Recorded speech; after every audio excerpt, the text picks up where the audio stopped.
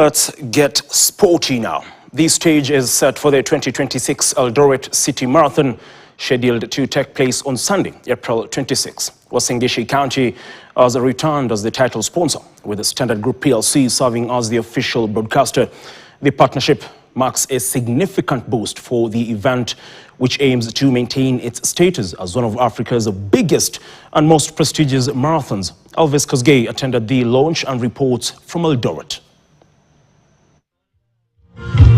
The prestigious Eldoret City Marathon will officially be held on Sunday of April 26th in the city of champions Uasin Gishu County, one of the revered places in the world, as a hub for athletic excellence. Has pumped in 15 million Kenyan shillings as sponsorship for the event, with the winner set to take home 3.5 million shillings.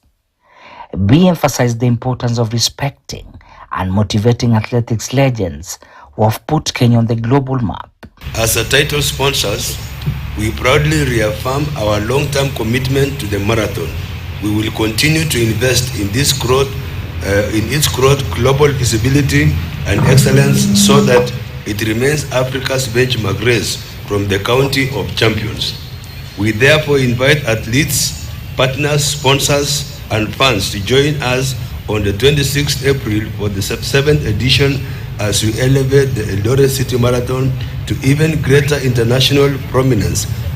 Moses Tanui, the race director, said the marathon will provide opportunities for budding athletes to showcase their talents and earn prizes.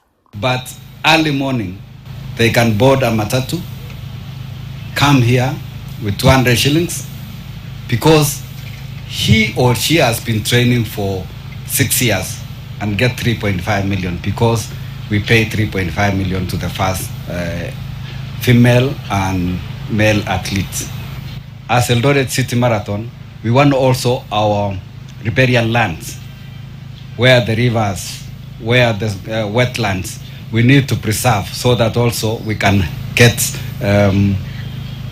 enough good air. Standard Group PLC Editor-in-Chief John Bundotich expressed the media house commitment to national development and values through its partnership with the marathon. The event will broadcast live on KTN with extensive coverage across Standard Newspaper, Standard Digital, Spice FM and Berur FM. The Standard Group will deploy its full multimedia ecosystem to amplify the reach and impact of the marathon.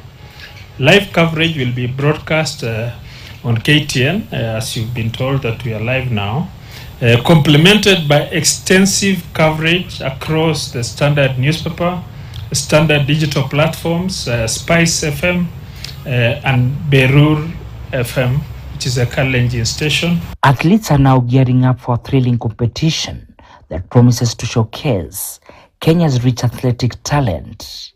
Elvis Kosgei, KTN, Uasin Gishu County.